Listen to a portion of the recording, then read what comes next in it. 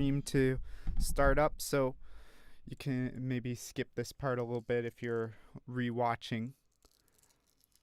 I'm just going to eat a little bit of orange because I need some vitamin C. I need to fight scurvy, because that's a thing that people are worried about nowadays.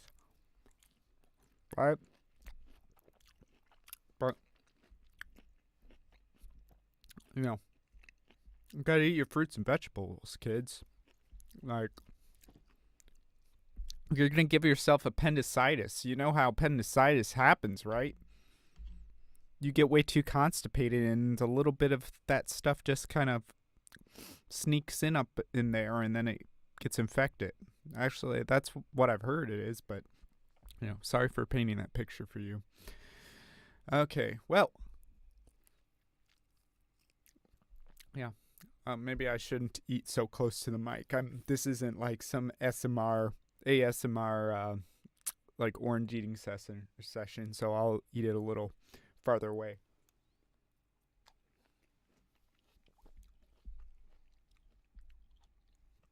But you tell me, would you like to hear me do an ASMR session?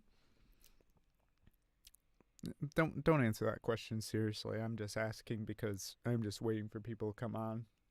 See if anyone's going to come on today.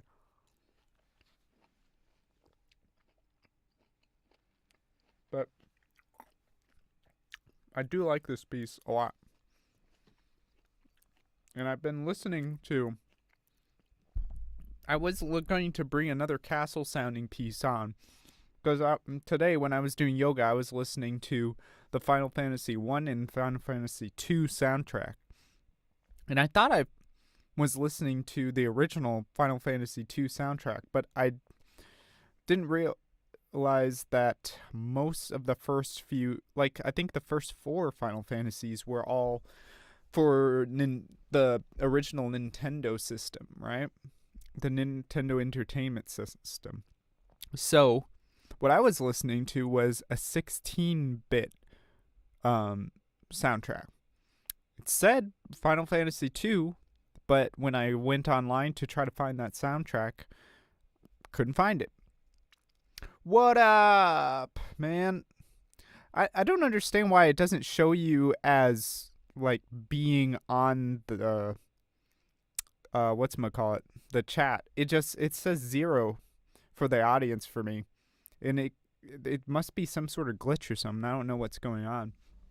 But, yeah, like I was saying, I was going to bring on another castle piece. I was really enjoying this. It was labeled as Final Fantasy II soundtrack on YouTube, but it was in 16-bit. And I think the first 4 Final Fantasies are for the NES, not the SNES. So, I couldn't find it online anywhere. I wanted to bring it in, but I couldn't. So, didn't know what to do about that. But it was a really nice, quirky one that I would have loved to do a little bit of an analyzation on. And I might do something like that one day, do some sort of analysis. I've been thinking about doing some analysis videos, kind of like 8-bit music theory, but of course I wouldn't even have half the production value that he has. His videos are just amazing. He was one of the few people that actually really reignited that flame for me of composing again. So yeah, would love to talk to that guy sometime. Okay, well, why don't we listen to what I have gotten here so far. Let me bring up the video as well. So we got this. It's such a dark video. I can't really see much. I have this app on my phone that lets me, with a press of a button, just lighten up the whole thing, and I feel like I just want to do that to this right now. It's so dark. But it's probably just a dark area in the game. Okay, so let's listen to what we got so far here.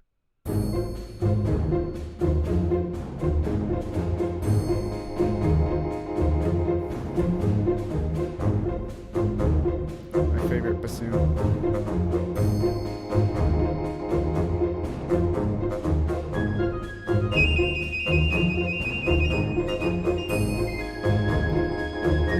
part. And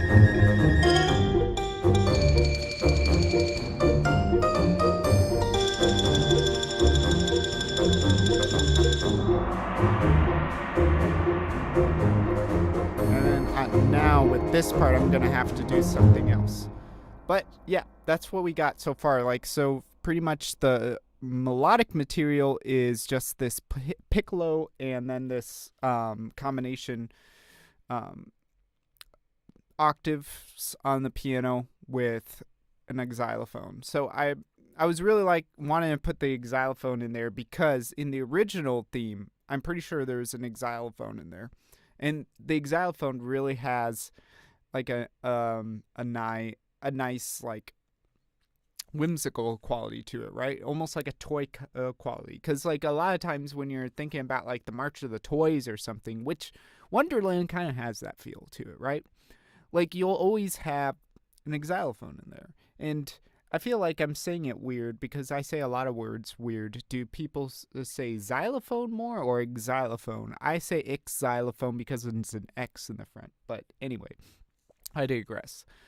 But yeah, so I'm going to see. First, I just want to say oops, that's a tangent. Oh, that's something I'm going to change. I actually wanted an opera gong there, like a Beijing opera gong instead. But at the time, I forgot that my East-West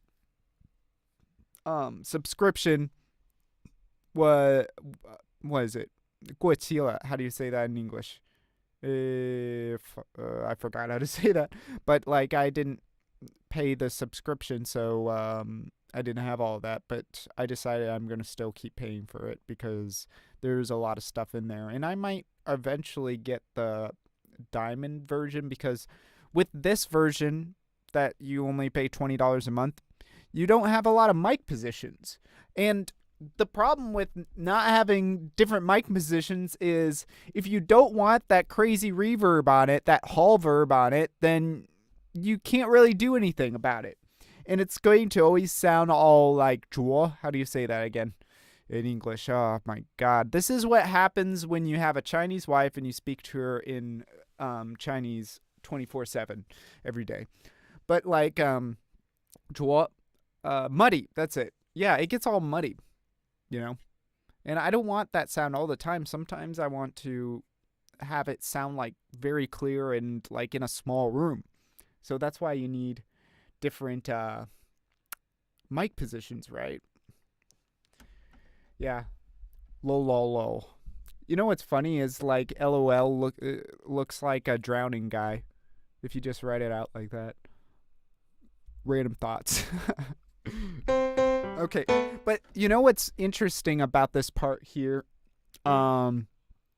in like this part with the xylophone. Let's hear it again.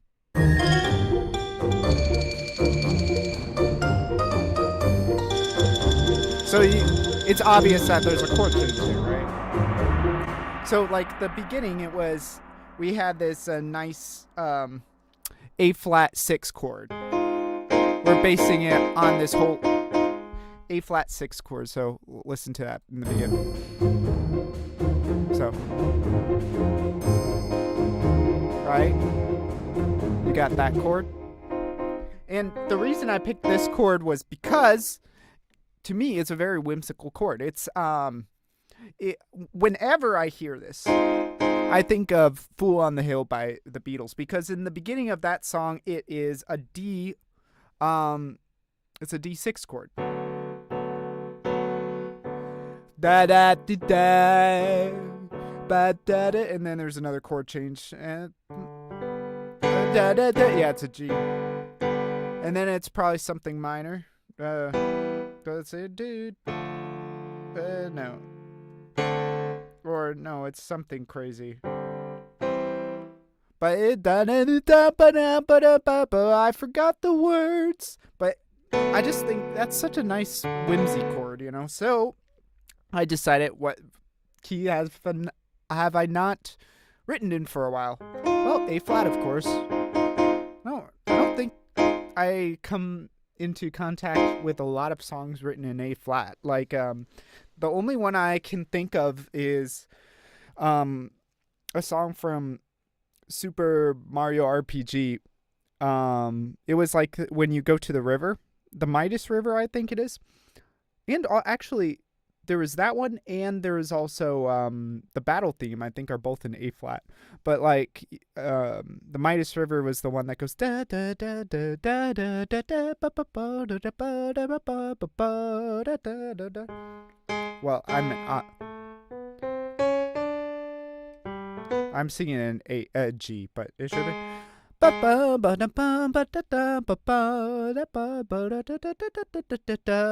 I was close though. I get when I try to hear a G, or like sometimes I'll hear it as an A flat or an F sharp. So I'm always close, but I'm never quite on that because I don't have perfect pitch. But I just think A flat is such a nice key. It's in my mind, I see it as like a dark teal, like a turquoise. Yeah. So getting back to this, so that first chord there is this A flat 6. Here, first of all, the bassoon part is a melody in pentatonic, so it's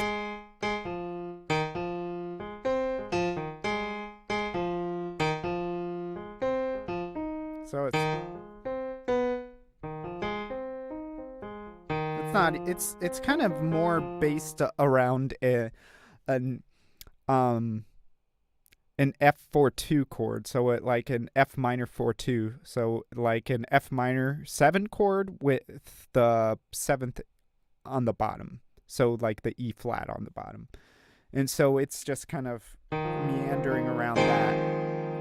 And this is also one of the other chords, because like the thing is, and I think I've said it before, A flat 6 sounds like a C, can sound, I mean, it's all the notes, the same notes as, excuse me, like a minor chord, like a minor 7th chord, because if you're doing this, you got A flat, C, E flat, and F, which consequently is the exact same notes in F minor 7, right? So like the inversions of this chord that sound like sound major are usually the first inversion and the third inversion. Like I think these both sound very major. But if you're doing the first inversion of a major 6 chord, see, that's just a minor 7 chord. And then like the inversion of that too, it can be, it feels like neutral to me. See, and that's kind of like the space you got to work with minor 7ths, inversions in minor 7 and like major 6 chords, because you could even kind of play some games around with that, right? Like, it's getting hot in here. I need to turn on the fan. And this is kind of what I've been experimenting a lot with lately harmonically is what is a good word? And here my Chinese brain is coming in. It's like 模棱两可. Oh, 我靠，我的中国脑子真的很碍事. Let me see. So, like, it's like ambiguous. That's the word I'm looking for. Like, I like ambiguous chords. Like, things like, and I'm just going to rant because, why not?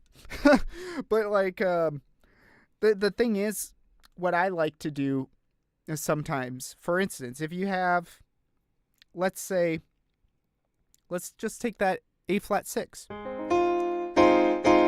And then the thing is, with major and minor chords, I mean, it's very obvious to a trained musician and whatnot, but what is the most important element in that chord? Let's just take an A flat major chord, right? What's the most important element in it? It's the third, right? So if you take off the third, there's kind of left this power chord kind of thing. And the thing is, this power chord can be it can be major or minor, or it could be, I mean, anything in between. It can be so many different things, right? So you just need to think about it in certain ways. Like, so if let's bring it down. So let's bring it into C. Let's do this. Let's do a CG power chord kind of thing.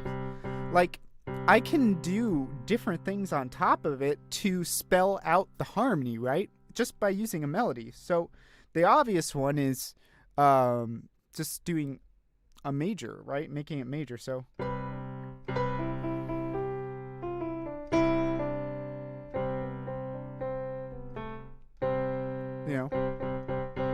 and that's actually sounding a little more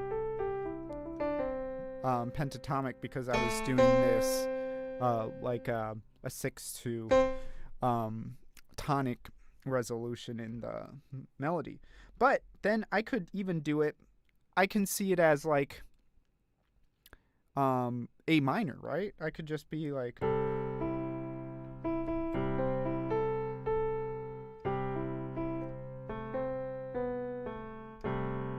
but it's going to be really hard to hear that because the bass has a C. I could also, I mean, of course I could do minor too.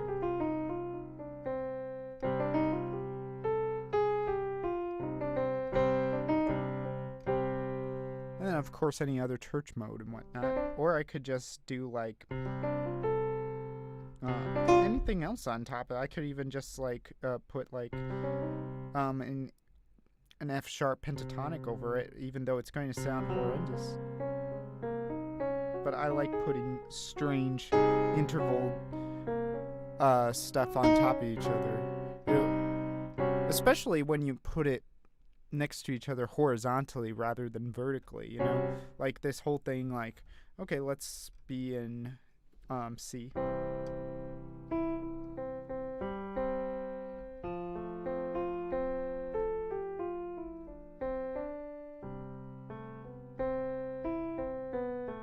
And then suddenly just go to...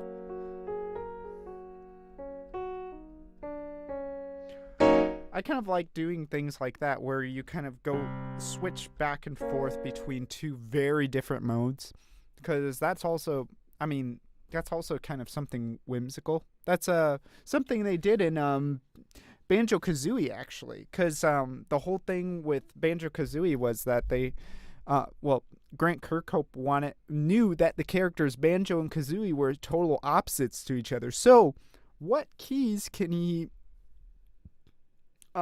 modulate between to show this, to reflect this kind of like haphazard relationship between them? Well, he decided to go with a tritone apart.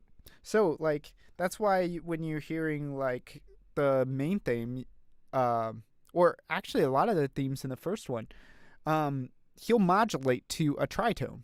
Like the one I think of, the one that pops into my head is Treasure Trove Cove,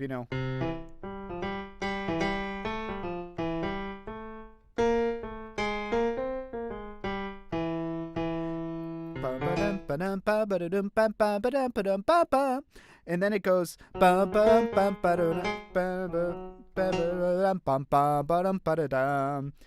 see, and then that's an F sharp. So it starts off here, but then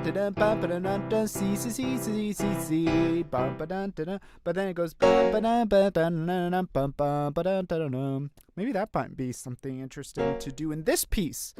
Oh man, I keep getting off, but what I decided here, so let's go back to this. So we have this bassoon melody, or kind of like an ostinato counter melody almost. I don't even know what to call it. It's almost its own new breed of like musical motive in my mind. But like, well, not to other people, but to me personally. So like we have... let me hear it by itself. I already forgot what it is.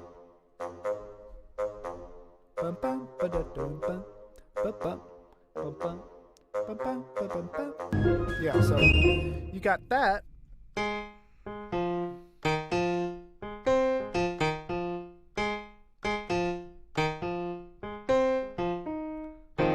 So we got that. And what I decided to do in the next part, so it's starting off on this A flat 6, but then it just goes down a half step to G minor. So it's going,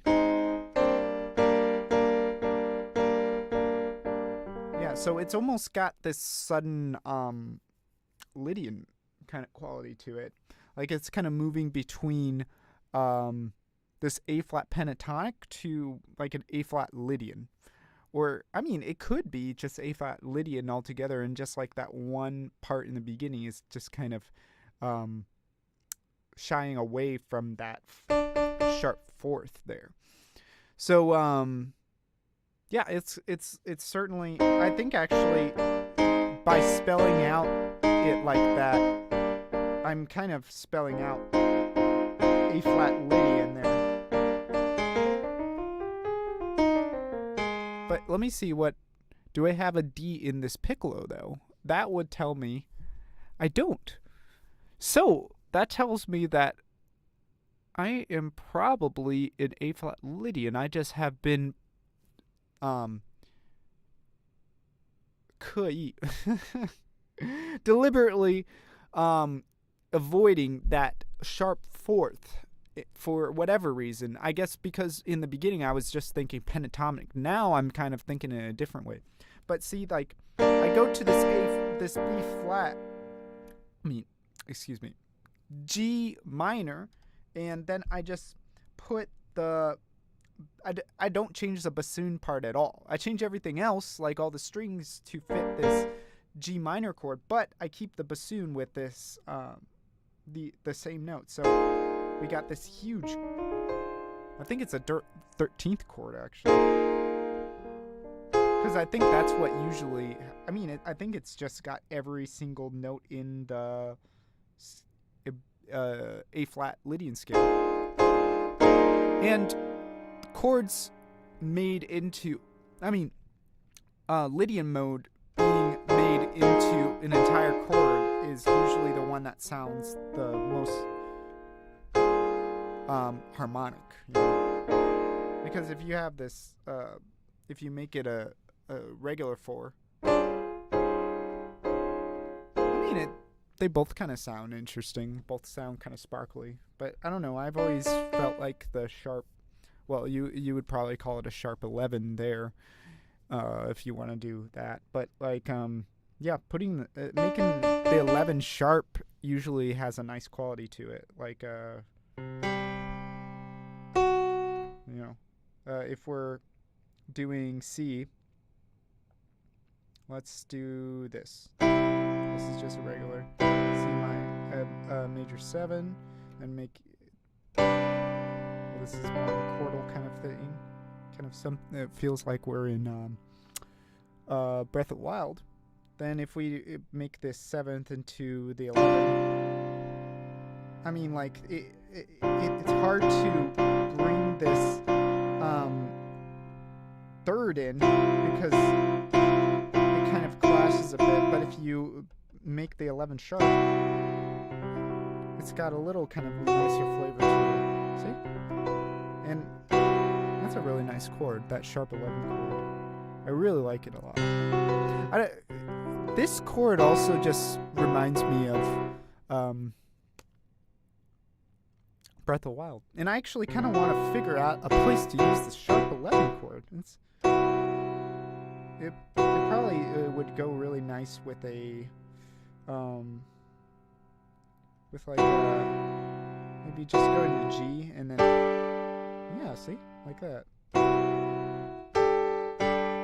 And that's a chordal chord. I'm just taking out the 3rd there. And I might be able to just go to regular old G, or actually put the 9 in the bass like this. That might be nice. But this is not the piece. That's the other thing. I can't do extended harmonies in this piece, really, because it's not going to sound whimsical. The thing is, like, if you start to put extended harmonies in this, it's going to start feeling more, what is the word? I can kind of think of the word in Chinese, but I forget how to say it. Yeah, Kongling. I'm thinking of only Chinese words today. Go figure. But ethereal, that's it. It'll start to sound more ethereal, you know? And that's not what we want. We want whimsy. There's whimsy and ethereal kind of share a root, you know, kind of both surreal, but whimsy is playful, ethereal is sublime. You know what I'm saying? And what is the one thing that really delineates the difference between that? Sublime is usually shown through either choirs in the old days, you know, organs. The other thing would be nowadays is extended harmonies. So we just got to go towards more of the other side, which would be using more just regular triads. And actually, I've noticed through my experimenting with this one, you can add the 6 in there too. So, and that will just be fine. Okay, so first thing I want to do is take out this tam-tam. So I've been, just like last time, I've been blabbering on. Let's get some work done. But I actually kind of like blabbering on. And if you guys like hearing me blabber like that, just tell me. That'll just encourage me. Okay. Because I think it's still talking about theory, and if you're interested in this kind of stuff, pretty much the audience that's probably going to be watching this are going to be fairly musically inclined people, I'm sure. Let's see. Or just people that are interested in the process, maybe. I'm not really sure yet. I probably should figure that out so I know what my bass is, right? Okay, but we got this. All right, let's go into play. And I'm going to, and this is the thing that I like lately that I've figured out. I love listening to you talk theory. Probably only understand about 40% of it, but I like it. Dude, I didn't even know you were on. You didn't say hi. It doesn't show. It literally says 0 on the audience for everything. I don't understand that. Just popped in. Okay. But it still says 0. That's weird. That kind of frustrates me. I see 2 on Twitch. Yeah, it should be you and my other buddy.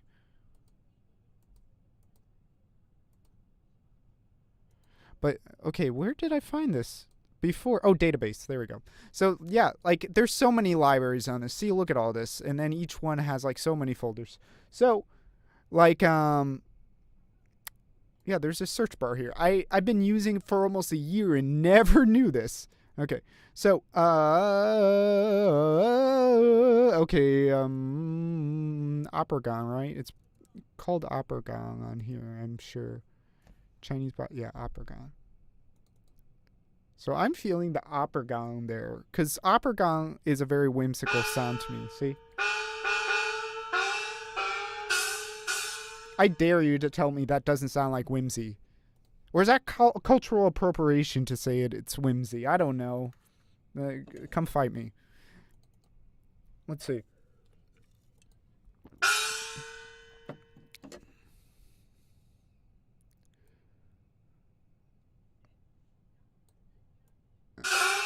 Okay, let's see what that sounds like, just the transition going into it really quick.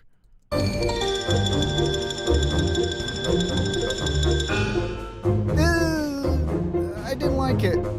didn't like it. Maybe it's because it needs a lot. Let's see.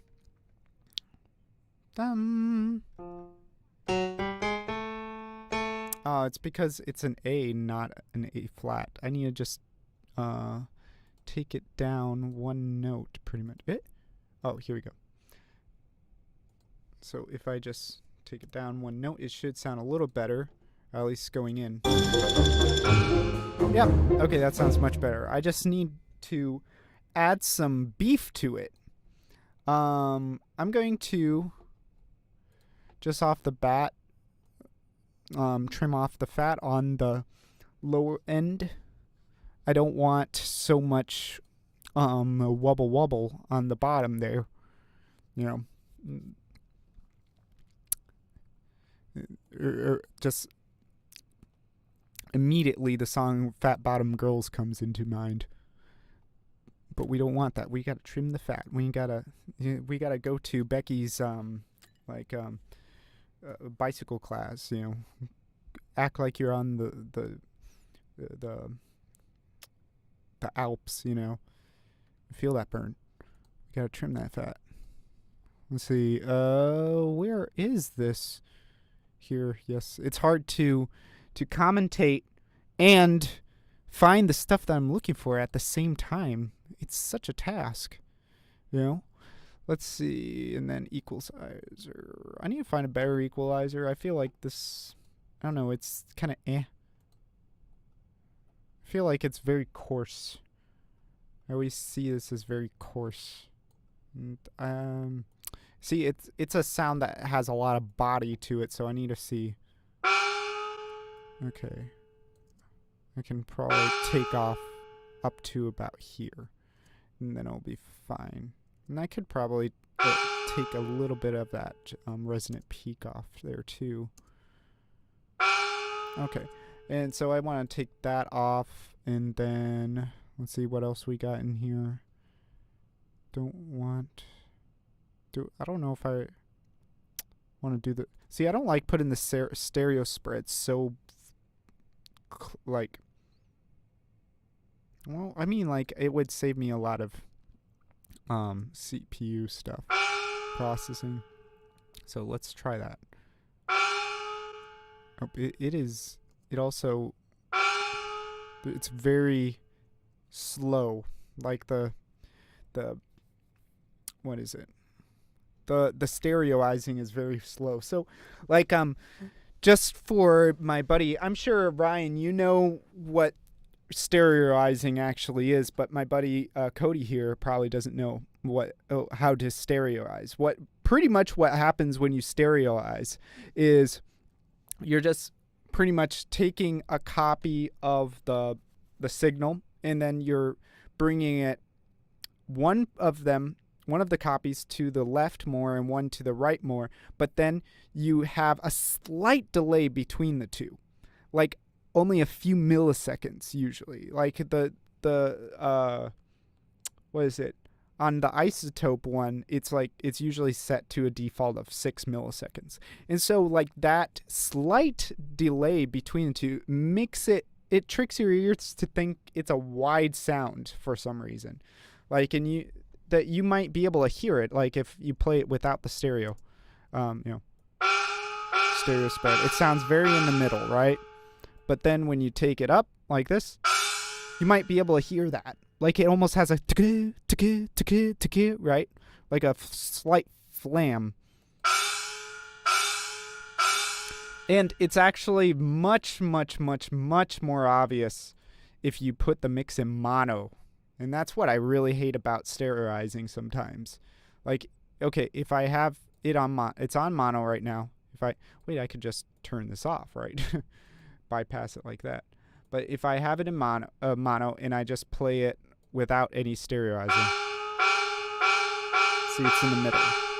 But if I do turn it on now and it's at max stereoizing, you'll hear a flam. Do you hear that? It's very, very slight. It's like ba-doom, ba-doom, ba-doom. Hear it again. See, none there. But the other thing is, this is a sound that doesn't have a lot of high end. So, yeah, I instantly heard the difference. The problem that I think a lot of people will have is that since this sound, this sample doesn't have a lot of high end. Like if you just look at this, see, and I need to bring this down so I can be in that. Oh wait, and I need to turn it on.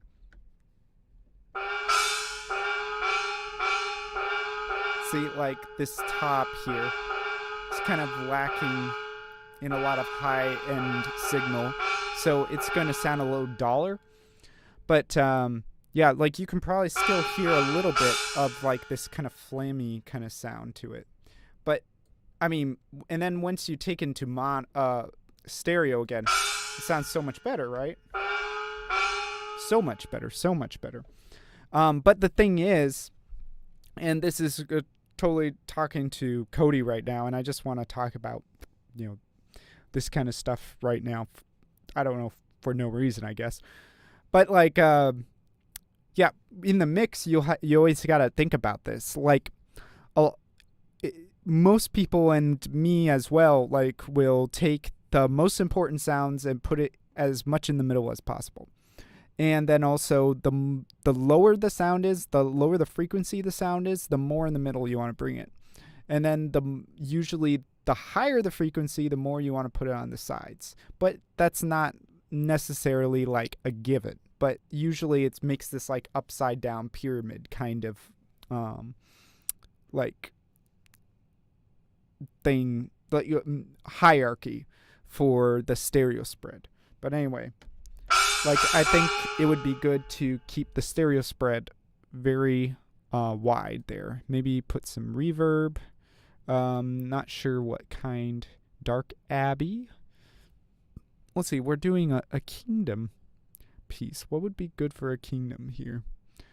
A church, maybe? Let's try that. Some reverb. Want to put a little bit of pre-delay, so we get kind of like the transient coming in there. Yeah, that's nice.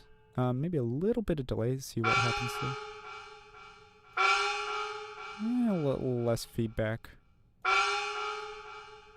Okay. Let's see what that sounds like in the song. So, oops, I forgot. I need to take this off solo, and now we can hear it. Oh, that's so much better. Oh, I love it. I love it, Nick. Oh, I love it, Kitty. Oh, that is so much better. I love it.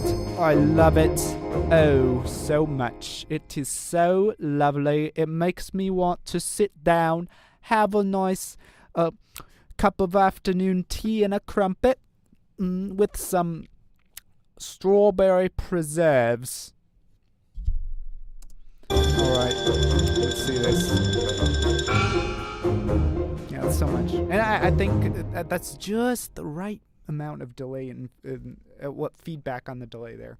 Okay, so we got our little transition part there. Now, what should I do with that part? Oopsies. Let's see. Bring this a little farther back so the key switch activates. And I need to switch the kind of balance between the two here.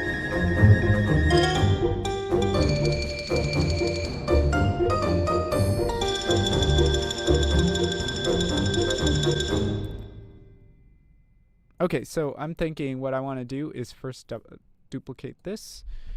Put a clarinet here. Oh, clarinet. Sure, why not? Let's call it a clarinet in this one. Alright, so let's go to woodlands. Let's take it where woodwinds. Okay, now let's do a clarinet. And we need to bring it down an octave. So I want to... Let me see. Oh, yeah, I can just do transpose like this. Let's see, is that low enough? No, that is still a little high. So yeah, because of course it's a piccolo, so it's gonna be like in the stratosphere. And I got to do this again. So alright, so it should be fine now.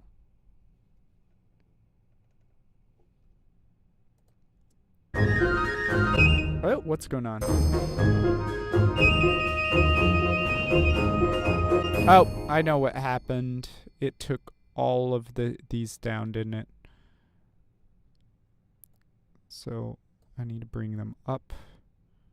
And then what other one? Wait, what's going on here?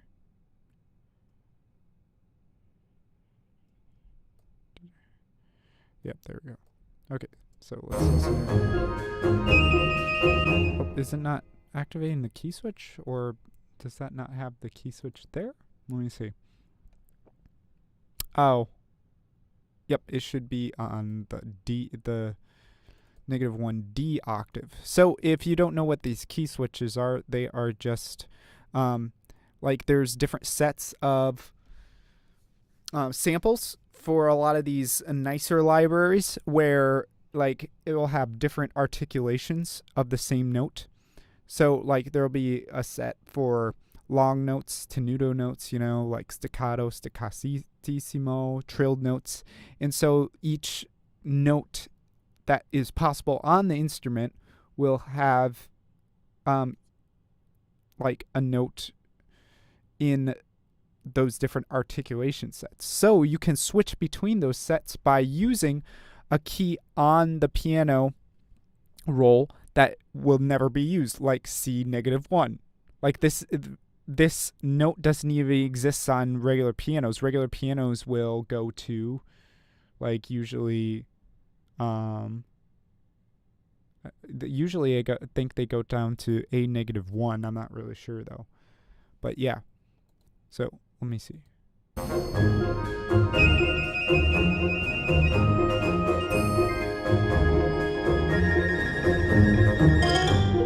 Yeah, I'm not really sure if I like it by itself or with the clarinet. What do you think?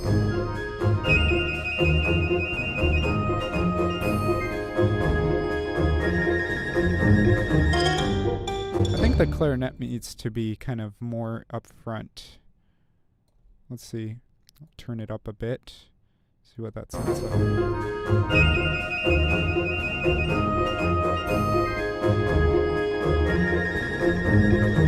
Do you think I feel like it adds some more like springy element to it, like spring as in like the season.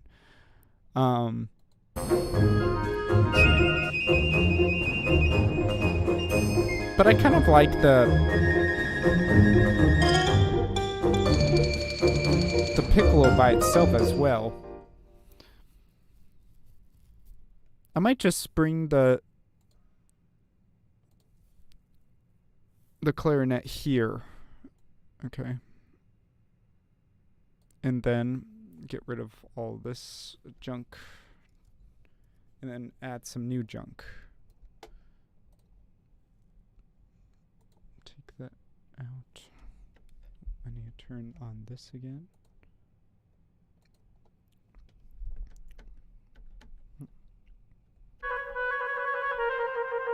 Okay, but I need to change it to long notes again. Legato.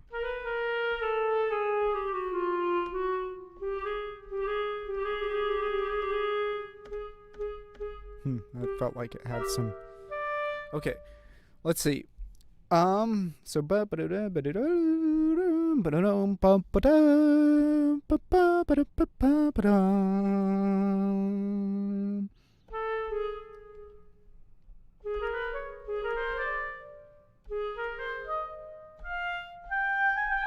I think I like that.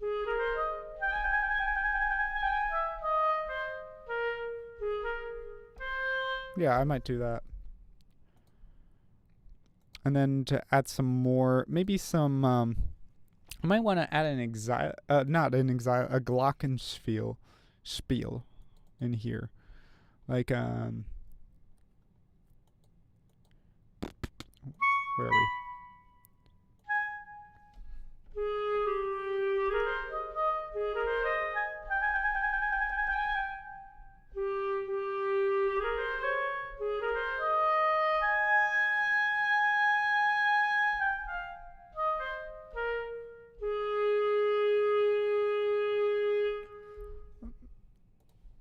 Okay, I'm going to try that. It might be a little square, but let's hear what it sounds like. And then turn this on. Okay, here we go.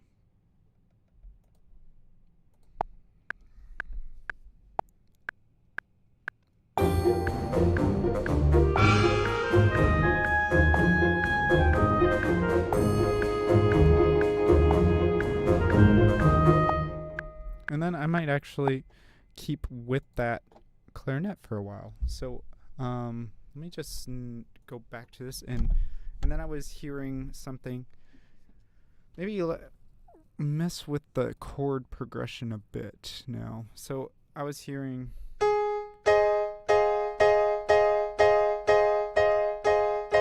And then maybe... Let's see.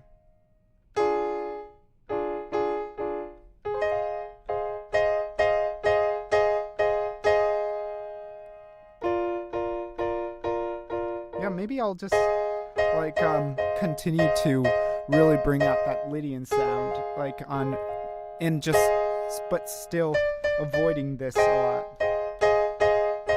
Well, but that's the thing. I think every time I bring in the xylophone, I want to hit on those Lydian tones. So maybe I'll still keep away from the flat of the sharp floor. And let's see. I will go to maybe E flat, and also do a major 6 chord. So, or you know what'd be even better is if I did it. I saw it more as a minor chord. So if I went like this.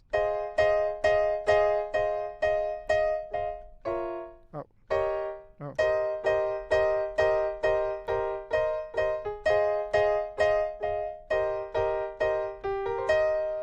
Let's see how that sounds. Like, it doesn't... The thing is, when you hear it just by itself, and this is something that I used to really get frustrated at, it doesn't sound like much.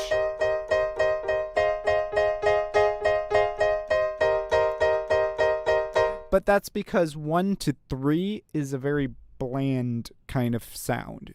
So you need to fill it in with the melody a little more.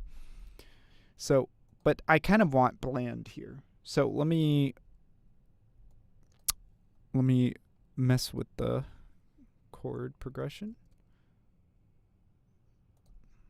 And it looks like I'm doing pretty much like, the chord progression is pretty much staying at 4 bars each time. I'm going to probably do that here. And like I said, these kingdom kind of castle themes are going to be set up in this like pompous in the beginning part, and then velvety in the next part. So I think in the velvety part, I'll do more like fast harmonic rhythm. So like meaning that I'm going to change the chord progression or the chord faster, not just at every 4 measures. You know, that's very, very slow harmonic rhythm. So let me see. Yeah, we got that. When you bring this to the B flat. Yep, and I'm just going to spell out the chord like this. Yep. And then we got to go down and massage all these parts in. Let me see. There's 2 snares. There's not 2 snares. There's a triangle. Oh, Laz, you silly bitch. Okay. All right. Let's see. Oh, no. That's not the thing that we wanted to do. Okay. We want to copy this over. Yeah. All right.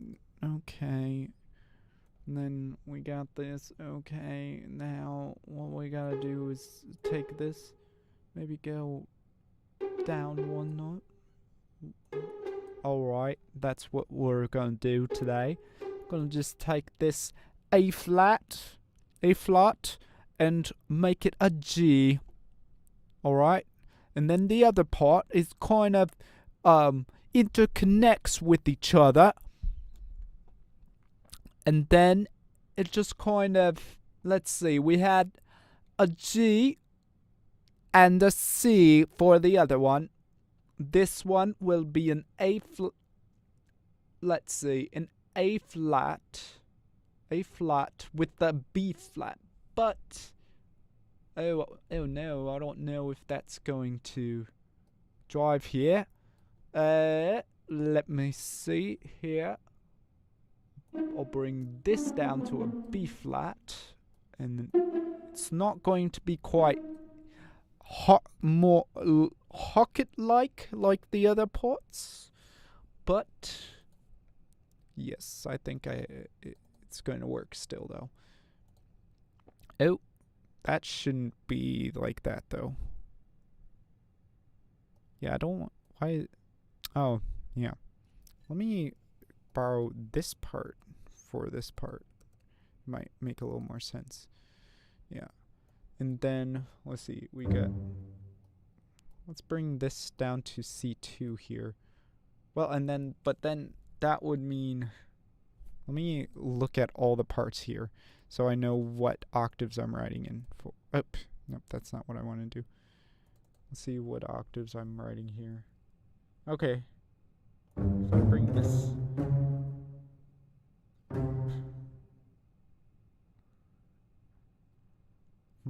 I don't know, I'd be doubling that note a lot. If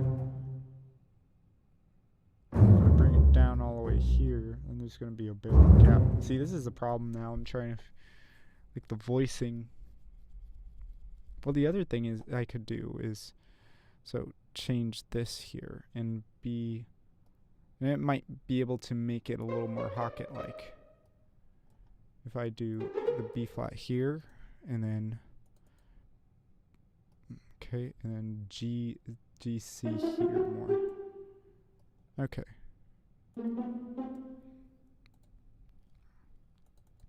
And so a lot of this is like allocation of things, you know. And so now there should be a lot more space between these parts here. And it shouldn't be doubling up, see, right? I don't think anything's doubling up. Let's see. Oop, right there it's kind of doubling up, but it should be fine. I know, I think I'm a little... Why don't we just bring that up here just for the hell of it? Well, why am I doing that? I don't need that. It's going to double up here, though. Yeah, I'm a little paranoid of that, to be honest. And then let's bring that down here and delete this. Then bring it down. Alright, that should be... Let's hear what it sounds like. Yep, that sounds very minor. But still, it's got that whimsy. Because I think that's what I really want to focus on in this piece, is this dialogue between major 6 chords and minor 7 chords. I think this is a really interesting study to me, to see how to really highlight the differences between these chords, even though they share the same intervals, you know, between all the notes. And that's what really matters, you know. But like, also the context in which those notes are being used with voice leading, but also like just with everything else around it, you know, both on the Z axis, the X and Y axis, you know, what's going on vertically, what's going on horizontally in the timeline of the piece. I don't want it to change all the time. We're not like a gamelan ensemble where every single section needs to be called out with like a bang of the gong, you know. But let me hear how that sounds. And then I'm going to also put one of these in here. I like to always put the job of messing around with the percussion to the very last second.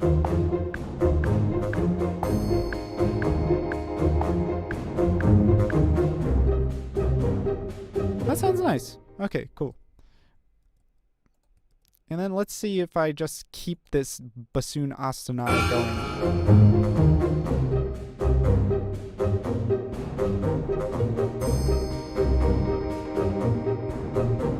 I like just keeping it forever stuck in an F minor 7 chord on that bassoon. It's such a, I don't know. And then, like, I think the clarinet is going to go really well with this change here. This C minor 7 chord here. So let me hear what the...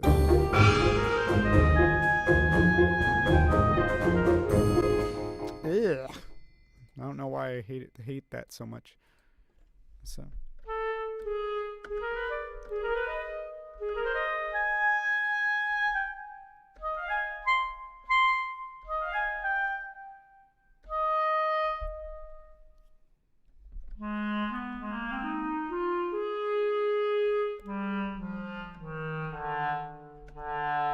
goes to a D. I think that might be a D3, like on the bass staff. Yeah, that is a D3. Well, I'm trying to figure out a melody here. Okay.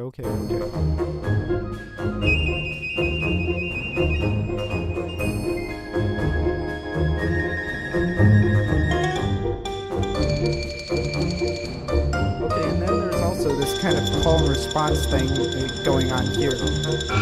So I might do like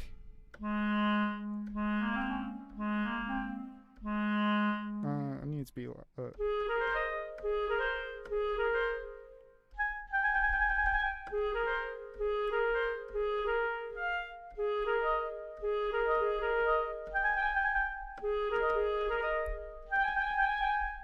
maybe something like that.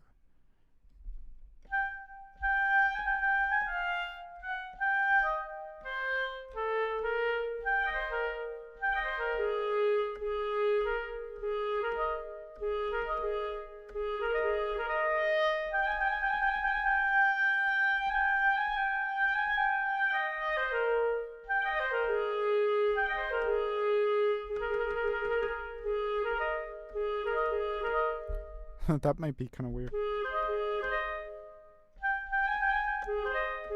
I don't know if I want to really put emphasis on this note. I should put emphasis only on these.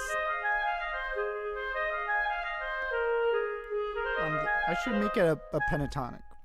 Really.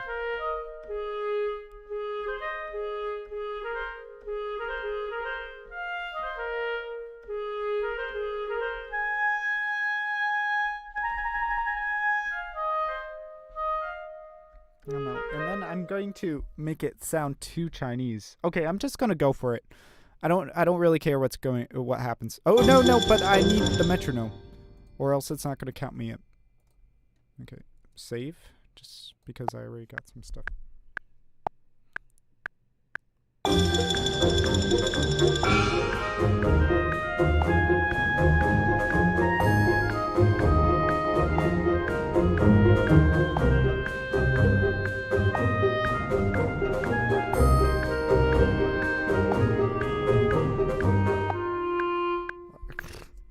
I don't know, it sounded okay, but like... Hear it back. I just kind of meandered.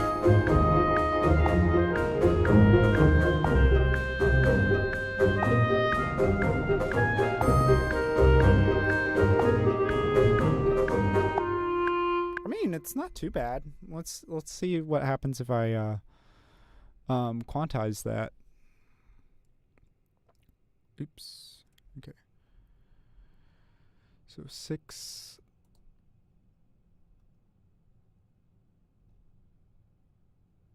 And then I'm going to just not make it very...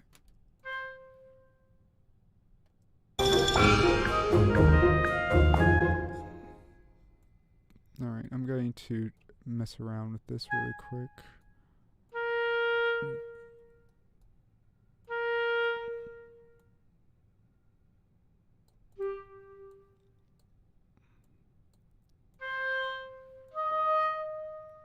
I need to make this make sense a little bit more.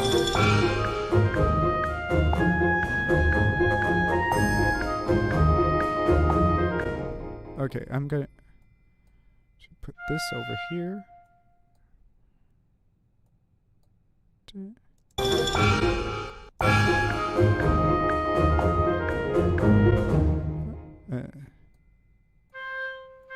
Let's see.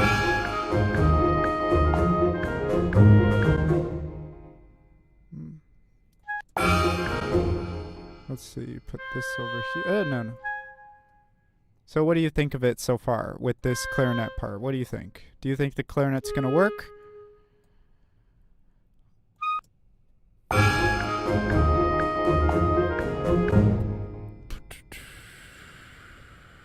Okay, I know what I need to do here.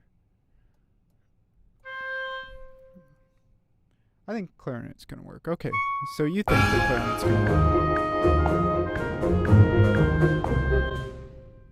I like this thing here, this little button. Actually, I might...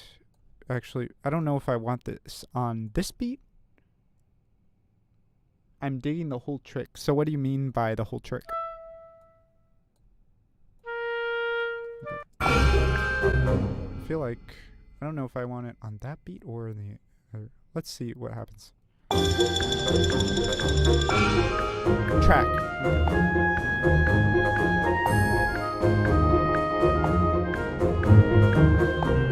Ooh, I like that.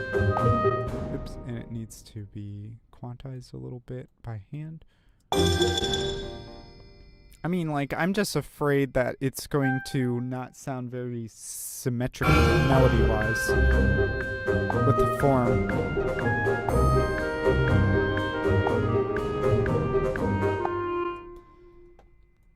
I do like that change to the C minor 7 though. It brings a nice feel to it.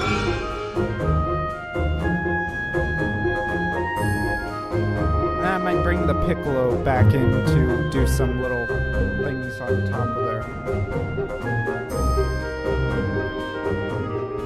Up in there, it needs to be kind of quantized a little more. Oop. And I want to quantize in the 16th notes.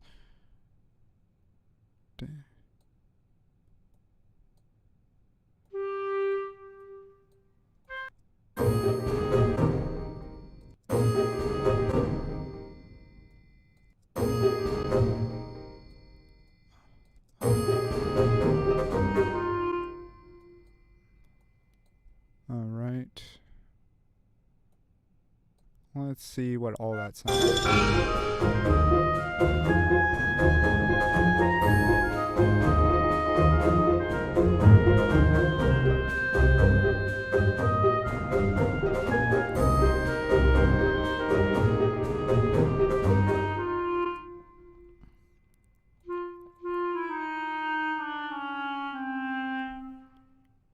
Okay, I think I made that a little more, and then make everything just nice and smooth. I don't like to with too much variation with because my fingers slipping.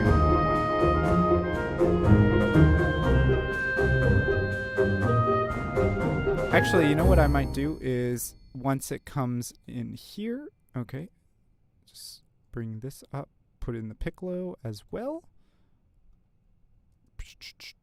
And of course bring it up 2 octaves because that it's a piccolo, or it might sound nice as a low piccolo. Yeah, let's try that. So low piccolo notes. Yeah, it might sound nice. Okay, and let me insert one. Hey, no, I gotta bring this out here. Insert one measure just so I can. And I'm gonna probably play with the key switches on that as well.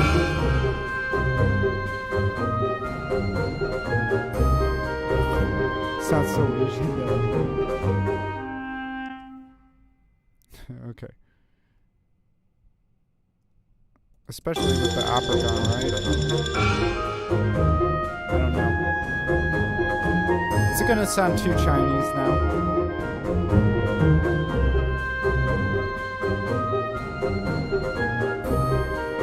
I feel like something else needs to be going on there besides everything else that's gone here. Let me hear everything again.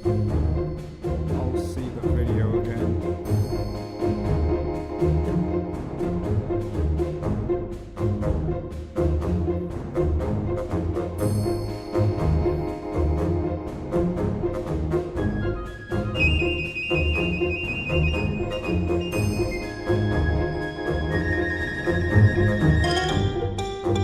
Oh, I think I know what it means.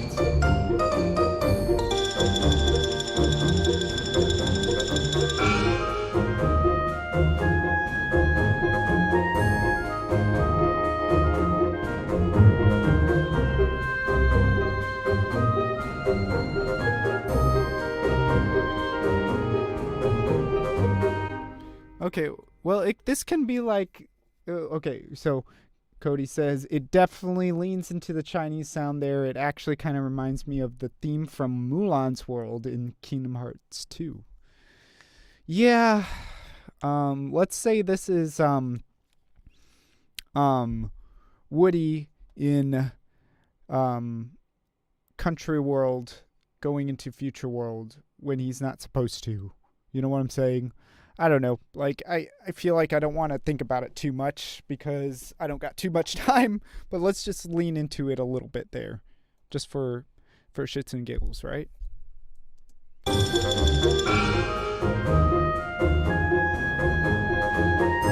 Okay, I know what I want here. But it's gonna make it sound more Chinese. It's gonna sound so Chinese. Oh my god. I still feel like that it fits with the Wonderland theme. Okay, well, like what I'm going to try to do is, so I'm going to just let it go 8 measures with that little melody, and then go back into something, maybe an inversion of this. Well, I can do one of two things. So I want to go back to this piano xylophone part, but I want to maybe invert it, or maybe repeat it again. I think that might be cool. And then do the G minor, and then also bring in a B flat chord. Because what I'm doing so far, if you've noticed, is so I'm kind of expanding it here. So this first melody that comes in, I just do it for 4 measures. And then it comes to the xylophone, switches completely, right? And then we come back, and then I do 8 times this time.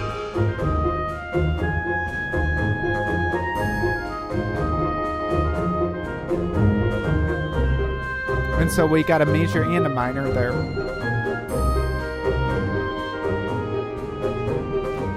And then what I'm going to do is go back to the xylophone. Maybe I just might bring this part in again like this. Let's see what happens.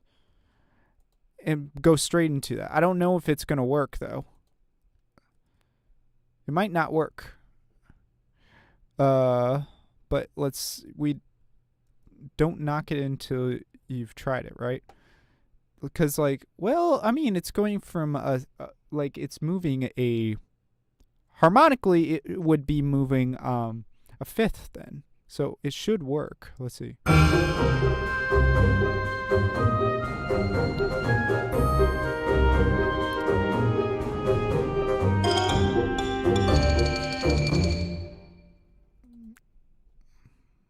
I want it to work, so I'm going to let's bring it there instead.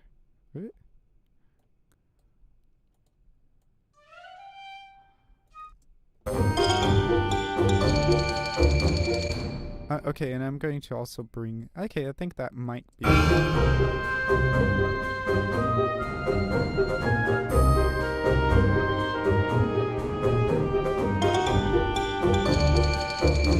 Yeah, and I think that works. That works. So we need to extend this longer, though. So I'm gonna just take these off. I want it to. Okay, what I'm going to have it do. Oopsie daisies. I'm going to have it extend for 2 measures. And then I'm going to bring it down. And I'm going to probably do key switch stuff later. Right now, I'm just going to worry about getting the notes input in, because I don't have too much time. Alright. And then let's bring a trimmer on. I've been using relay. And see, just like let it fade out a little bit here. Oopsie daisies. Why do I only say oopsie daisies on this podcast stream? I never say it outside of it. Well, I'm saying it unironically for once. Like, I usually say it ironically outside of it. Like, I usually say, because I'm obsessed with that episode of American Dad where he's like, he shoots someone by accident, and then he's like, you're not supposed to shoot him. And it's like, well, I guess I just picked a whole bouquet of oopsie daisies. And that I don't know why. I thought that was the funniest shit ever. So ever since then, I just say it all the time. And it needs to come down even more. At this part.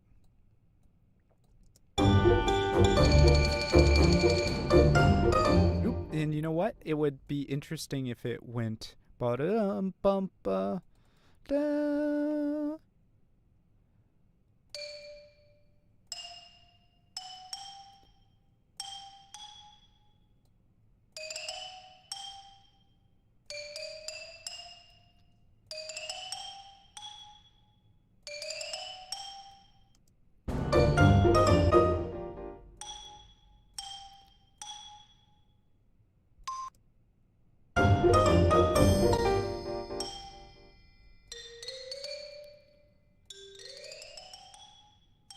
Okay, so I'm going to try that instead.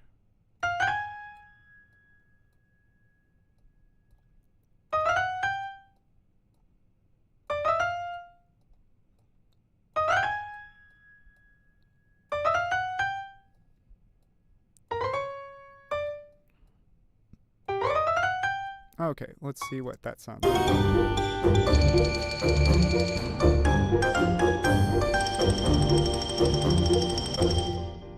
And then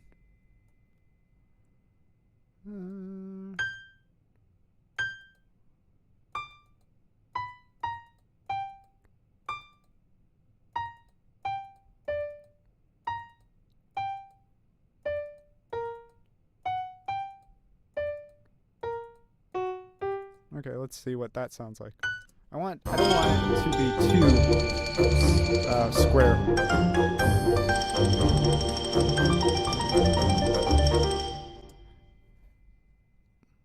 I feel like, I don't know. Yeah, I won't bother it right now. And then I want it to go to B flat in this next part here. And so let's do that. Well, let me see. Let me, Yo, what's up, Tommy? Haven't talked to you for a while. Okay, so we're going to massage this chord in. We want to get, let's see. I need to get that piano on so I can actually. Where is this guy? All right. Because I want to hear this chord. So right now there's this G flat minor 7. Oh, not G flat minor 7. G minor 7. Sounds great, brother. Thanks, man. Trying to make some whimsy. So we got this chord. Well, actually, the thing is, though, and this is going to be a trick of pretty much voicelating, because right now, like I said before, the only difference between a major 6 chord and a minor 7 chord is the placement of the notes, and it just so happens that the chord that I want to go to is the relative major 6 chord of this minor 7, which is G minor 7 and to this B flat major 6. So, I'm going to just have to outline that in the bass, really. Let's see. So, I'm going to go down to the bass first. All right. Ooh. We're getting into some really low territory here, but it's not going to be too low. Actually, that's C2. It shouldn't be too low. So, I'm going to just bring it down here. Okay, so we got F, A flat. Do I want to... That might be a problematic note. So, F. Okay, well, what can we do here? I'm going to bring this up to B flat. I'm going to just kind of do that there. And then, you know, I think going to the... Maybe... Yeah, okay, we bring it to the third there. Carl makes stuff. Yo, what's up? Who are you? I don't know who Carl makes stuff is. Is that Carl? Like Capoeira Carl?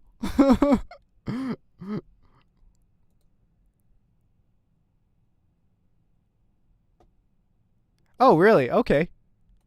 Cool. Yeah, totally. Yeah, if you randomly find me on Instagram and think, want to join, yeah, come on. Everyone's welcome, you know? And you can ask me questions. You can just chat, ask about me or like what I'm doing, whatever. It depends. Are you someone that's musically inclined or just someone interested in video games and stuff? Or okay, cool. Are you a composer as well? I'm guessing only composer types are gonna come on this, so I don't intend to have a lot of... Awesome. Cool. I think I did see you add me today on Instagram. You're the guy with the thumbnail, the profile picture that's kind of like teal aquamarine-ish kind of thing, right? And it's kind of like, from my memory, it kind of looks like a lake? I don't know. I don't remember too. Yep. All right. Cool. So I do remember you. I didn't get to look at your profile yet, man. But, yeah. I've been super busy, so like when people add me recently, I've been kind of in like, I'll have to do that later, you know. But I think I added you as well. So let's see. Okay, so we're going to intersplice these together. I think with the all good, just came and watch you work. Thanks, man. I super appreciate it. So if you got any ideas for me on here, like, just tell me. Like, I love getting requests on this. Like, right now, I'm trying to kind of make a little bit of a hocket between the viola and the violin here for this B-flat major 6 chord. So let me see. Is that working out? We got D, a D, we got an F, we got a G, and we got a B-flat. So that fills out the chord. And I think I'm going to keep the bassoon. I've been liking the bassoon being like this weird ostinato going on. So let me hear how that kind of transits from this chord to that chord. So.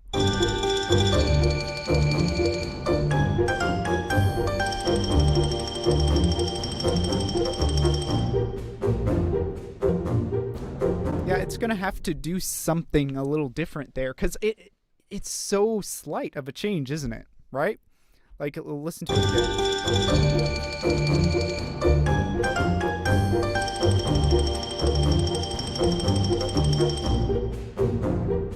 Right?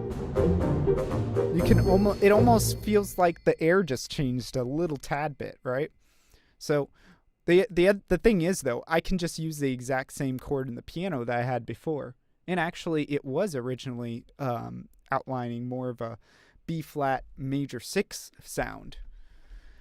So, oh yeah, and Tommy, Like, you're the percussion dude. If you hear something that you want to hear a little better done in the percussion, just tell me, because, like I said, I am horrible at making percussion parts. Right now I just kind of have this like little what is it? This kind of like Turkish trio kind of going on with the here let it go on for it's a triangle, a snare, and a bass drum. See, nothing too special. And then I also and I was actually thinking of you, Tommy, when I put this in. I put in the opera gong. See, I'm liking the opera gong in other places besides Chinese music. But the funny thing is, as soon as I use the opera gong, what do I make? A Chinese melody in pentatonic.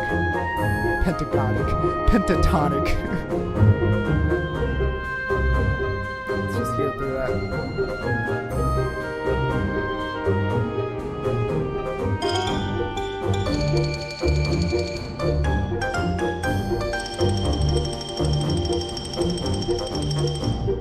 And here, okay, I'm going to still keep with the with these two parts, like the xylophone and the piano, but I think I'm also going to, like I said before, I really want to put in a glockenspiel in there. Stocking blocking. Let me see. Oh no. All right. Let's put this in. All right. I want to do the VST3i in because it's going to be a lot better on my computer. Here we go.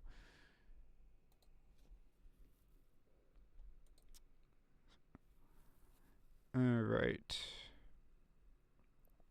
Gotta go. Where's the percussion? There we go. Well, hold on. Do I want to do a celeste or do I want to do a glockenspiel? Anybody got any preference? Like, I almost feel like I want to do the celeste because I think I already got a lot of really hard sounding instruments in there, and a celeste might be a nice change of texture. So I'm going to go with the celeste.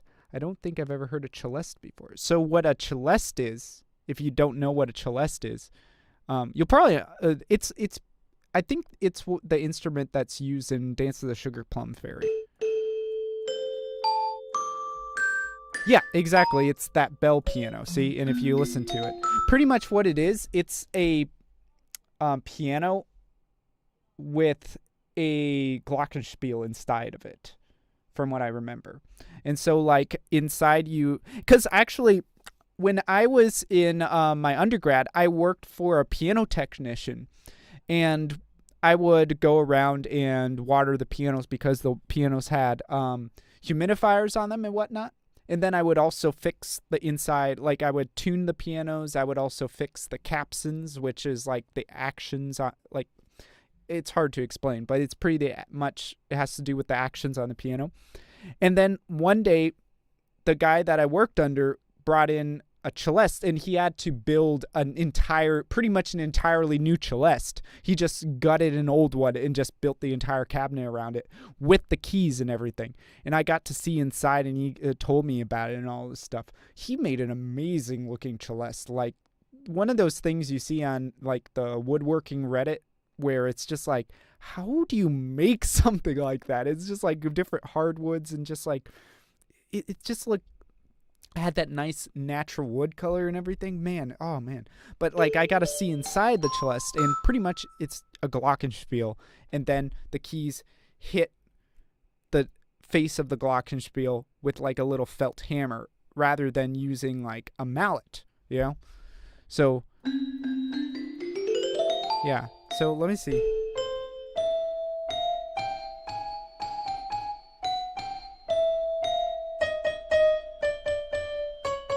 And I got a piano on it too.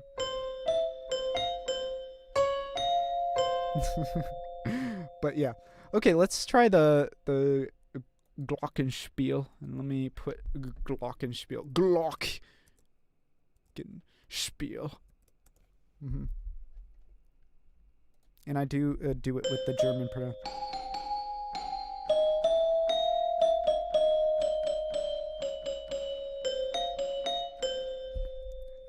Okay, so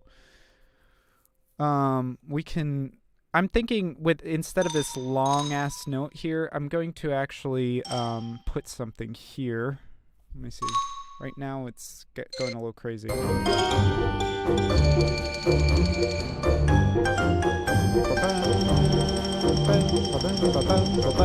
Maybe I might do that. But I'll have to turn that off and then put something here. So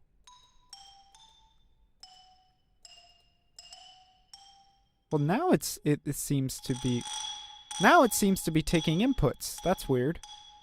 Before, this was not listening to the velocity parameters that I was trying to do. So okay, so the thing is, on when the xylophone comes in, it seems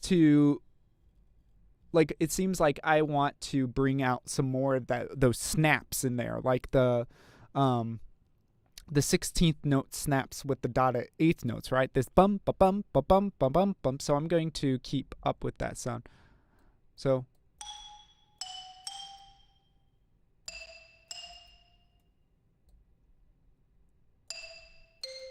let me see. Oh wait, those are 30-second notes. No wonder I was like, wow, that's a lot of space to fill up. Okay.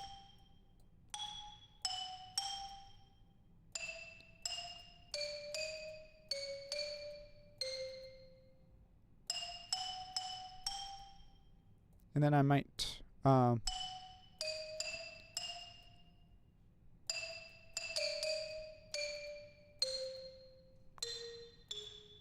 okay, let's see what happens if I do that. And then here, okay, how do you go about varying velocities? I mean, like on Reaper, I don't what DAW do you use? I'm using Reaper right now. What do you mean? Like how I actually do it in the DAW, or what do I do it for? You know, there's those are two different questions, right?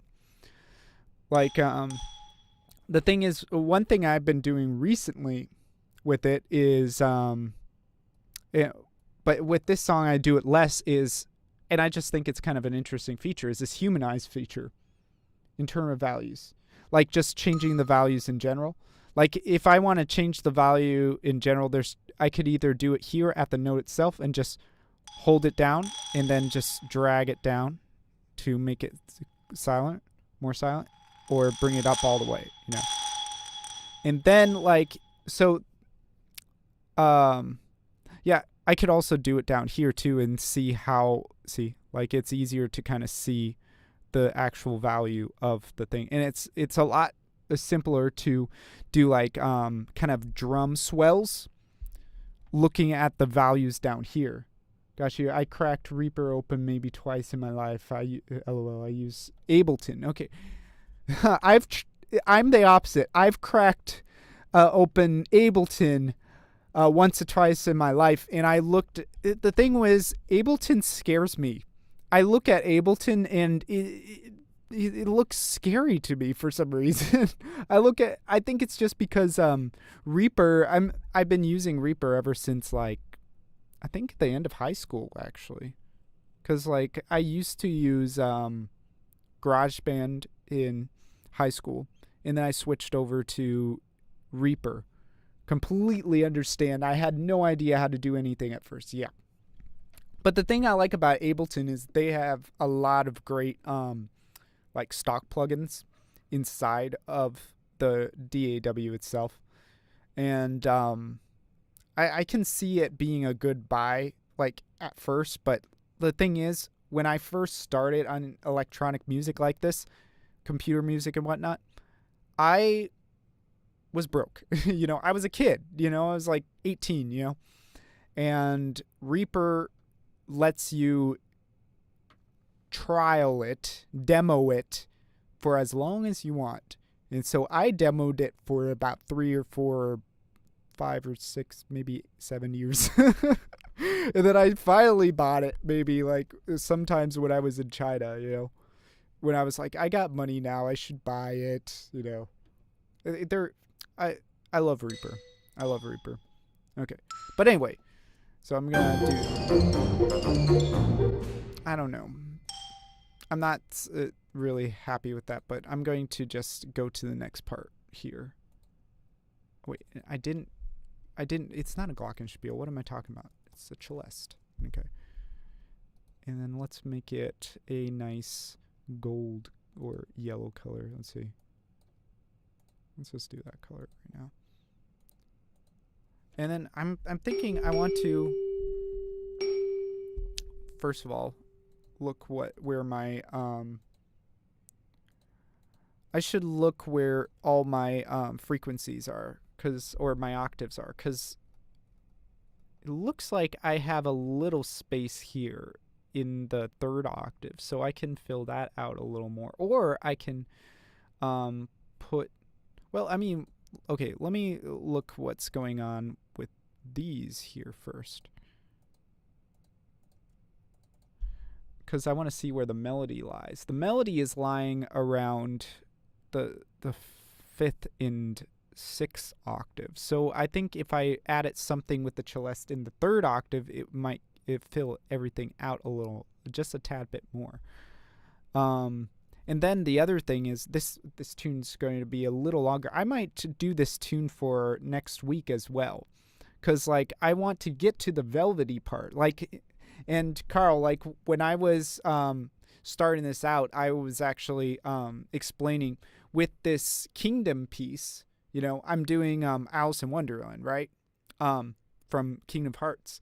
But with kingdom pieces, you really got this kind of A and B thing. You have an A theme that's more pompous. You know, it's like bum, bum, bum, bum, bum. But then you got the velvety part where it's like kind of, if you think about Mario 64 with Peach's Castle, you know, dun dun dun dun dun dun, dun bum bum bum dun dun dun, right? But then the next part is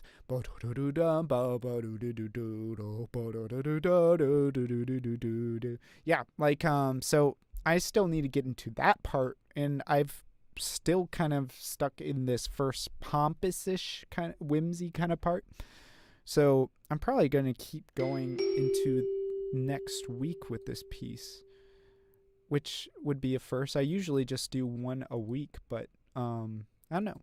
What do you guys think? Do you guys would you like to see me keep working on this piece? I feel like I want to work on this piece. Gotcha. It's sounding pretty good. Thanks, man. Let's see. And glue these all together. Okay. Oh, it's going to be even lower than that? Oh. That's low. It's kind of starting to feel like a cave. Okay, so we are in B flat. Maybe if I did that. But I also want to, I feel like it needs to be, this is sounding pretty great so far. Thanks, man. I'm guessing you're also working at the same time. Like, I haven't heard much from you. Okay. Do I want to maybe do 8th notes? Bring it down a little bit.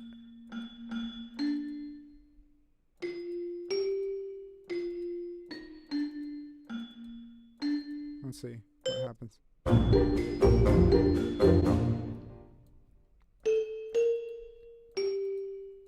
Oh, I do. Yep.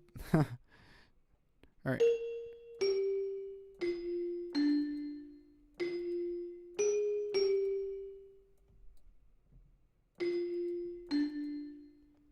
Always a working. Yep. I feel you, man. I'm in the hustle like all the time now.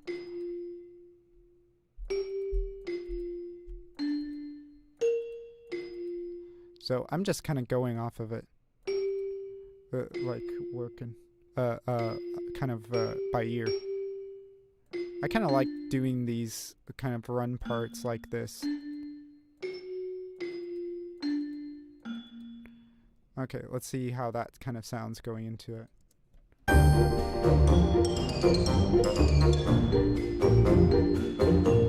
But I'm going to bring that more in the background. Something kind of stank with the bassoon there, though. Let me see. I'm gonna bring this in the background. Oh, yeah, that's what I should do, actually.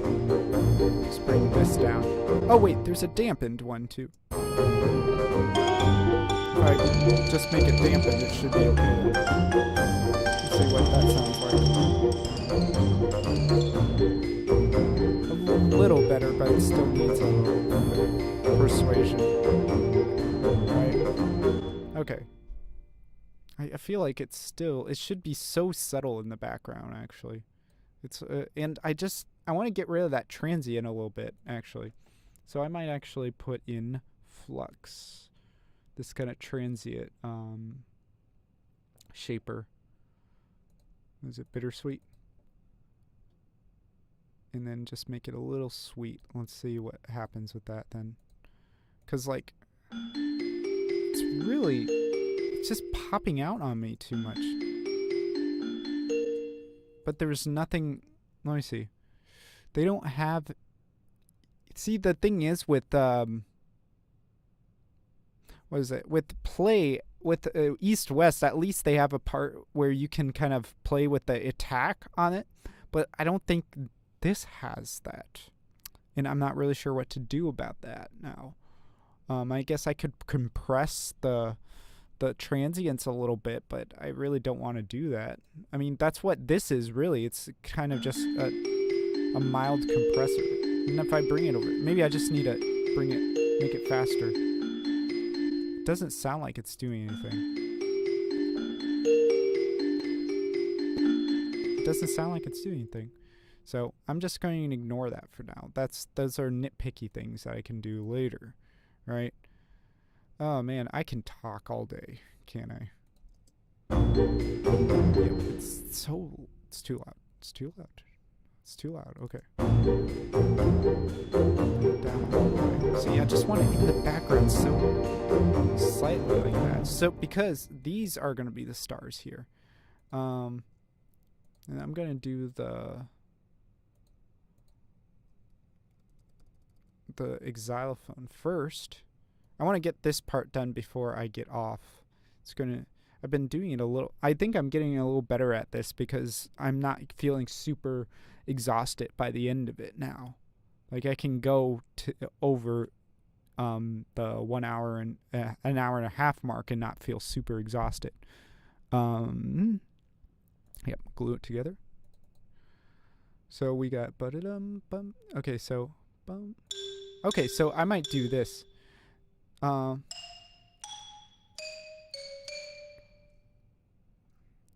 going to do kind of a slight inversion of this one. So instead of going bum, bum, ba, bum, it'll go bum, bum, ba, bum.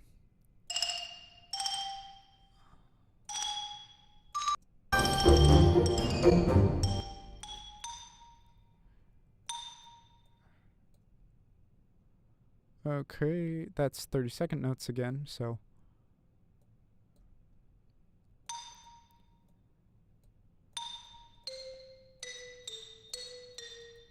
Yep, a whole octave jump. That'll be good. And put that there. Dun, dun, dun. Oh wait, it should be D. Oh wait, that is okay. I was fine with that.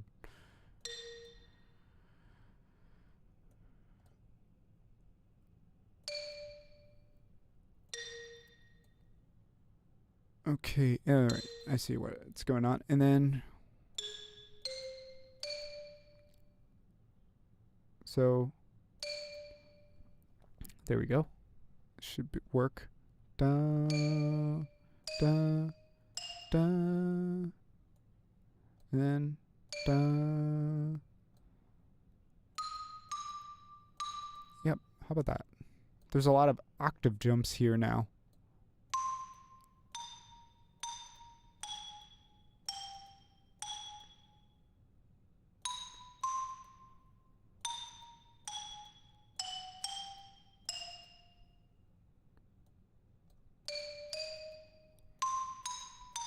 Okay, that might be kind of an interesting kind of track there. Here, let's see what happens. Before I add the piano in. Oh, yeah, it should be fine. All right. So let's hear what that sounds like.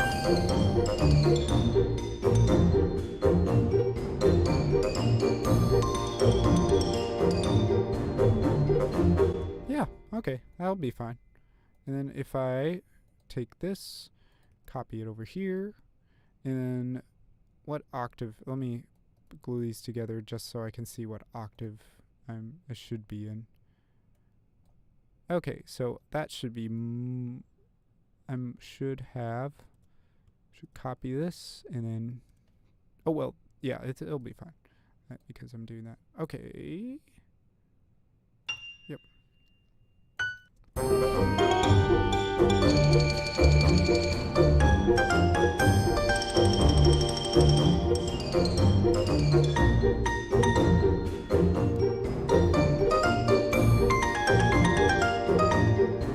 I actually feel like I want to keep going with the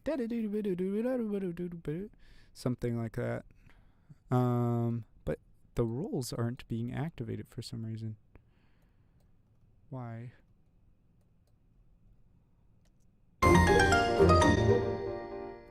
Why? Let me. Oh wait! I forgot. I'm thinking trills, so it should be C sharp, not. There we go. That should be fine. Now.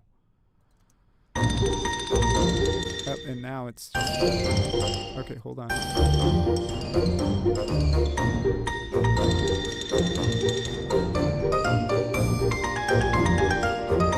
Yeah.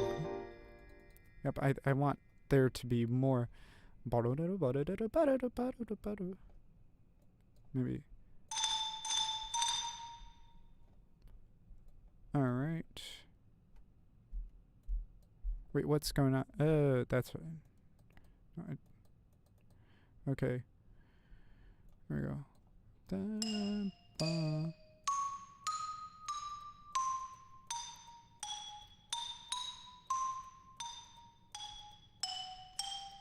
And then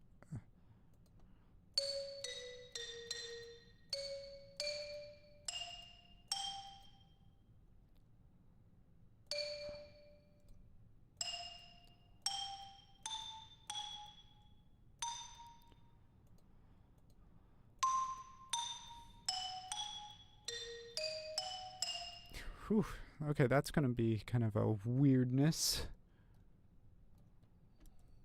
Let's put it in here. But I think it's like yeah, that should work. Okay, that is the bottom one, and then we copy and we paste and we press the T and then a 12. Alright, it should be fine.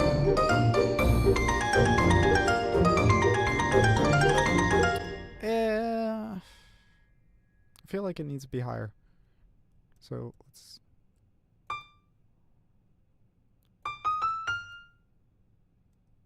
See, I feel like what it should be is. I kind of underestimated this.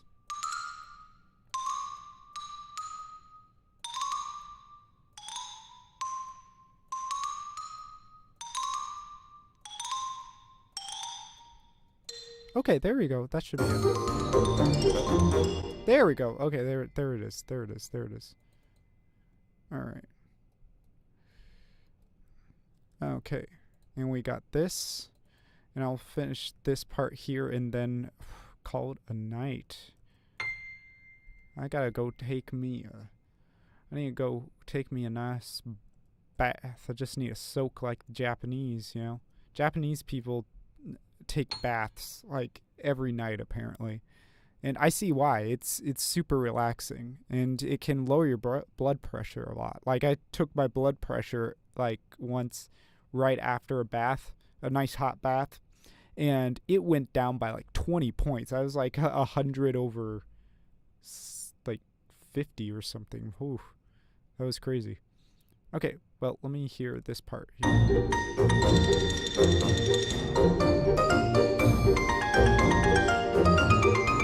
Okay, now I want to hear the celeste more, though.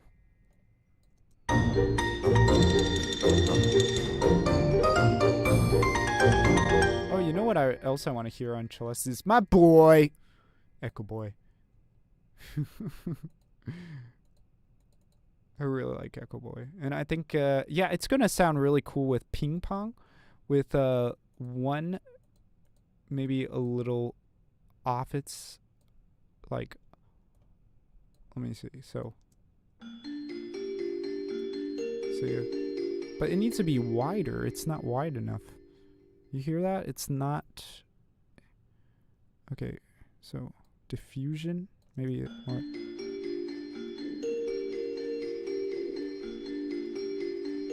Okay, here, width. I want it to be really wide.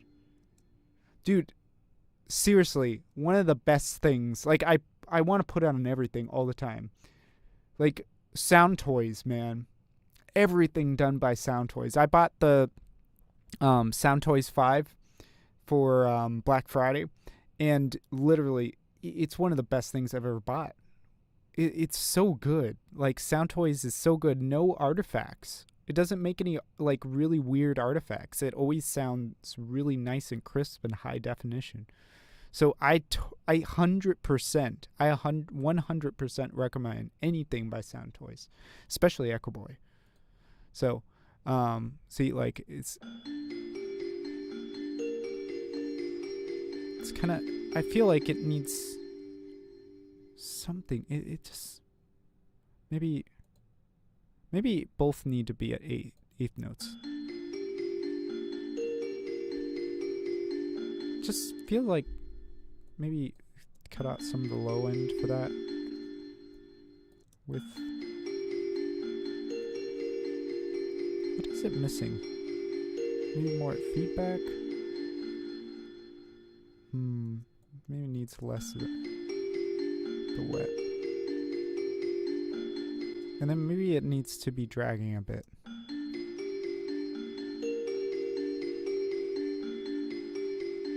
Shuffle. What is rhythm echo? Let me see what happens if I do this. Oh, they have a lot of different types, it looks like. I think they have patterns as well. Let me see. Pattern. Okay, what kind of rhythm patterns do they have? Presets. Okay, how about 4 bars? What happens? Doesn't sound like anything. Oh wait, I hear it after a while. I stopped it and it's still going. Okay, coolly.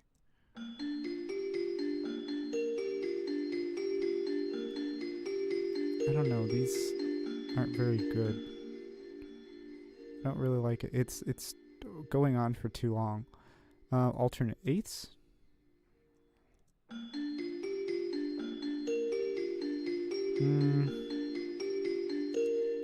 I don't know. I like the just regular ping pong a little more.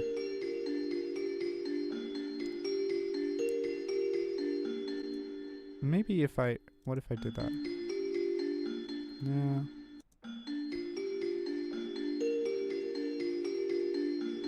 Actually, I know what I need. Okay, if I change it just slightly here.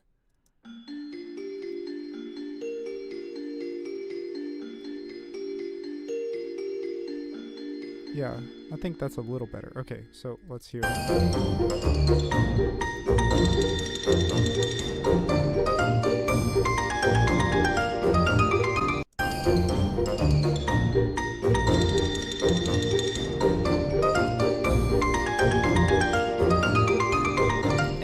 so I don't need this part here. I don't need the piano at that part now, because I already got this kind of like ethereal thing in the background with this.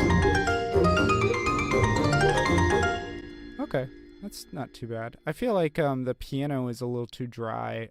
This first piano is a little too dry. So, all right, well, let's see. So let's hear what we got all tonight.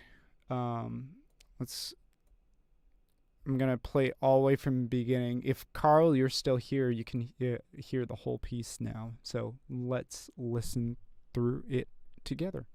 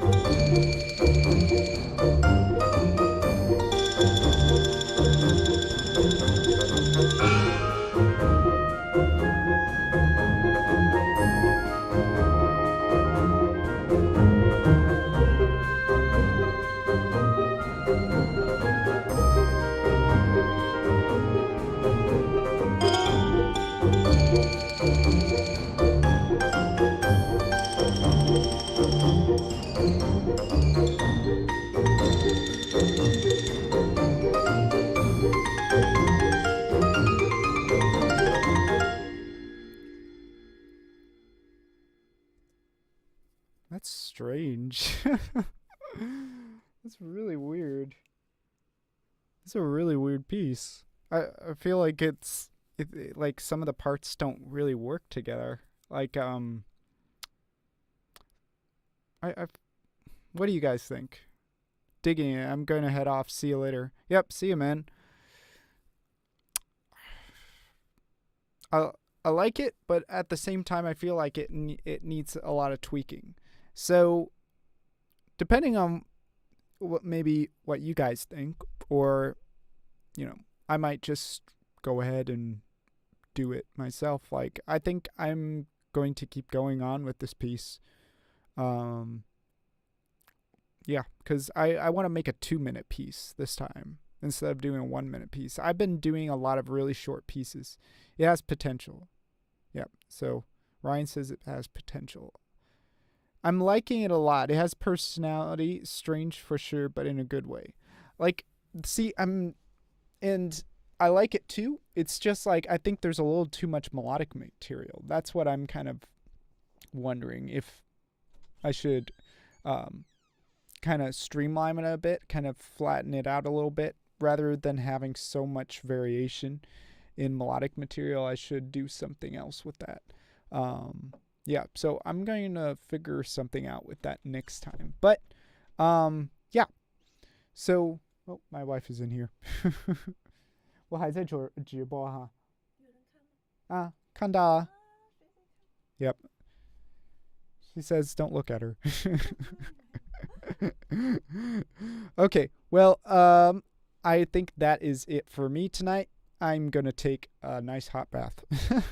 All right, well, thanks for everyone coming on. Like, I think I had like 4 or 5 people on this time, so I'm happy. Like, yeah, I gotcha. All right, well, see ya, man. See ya, everyone.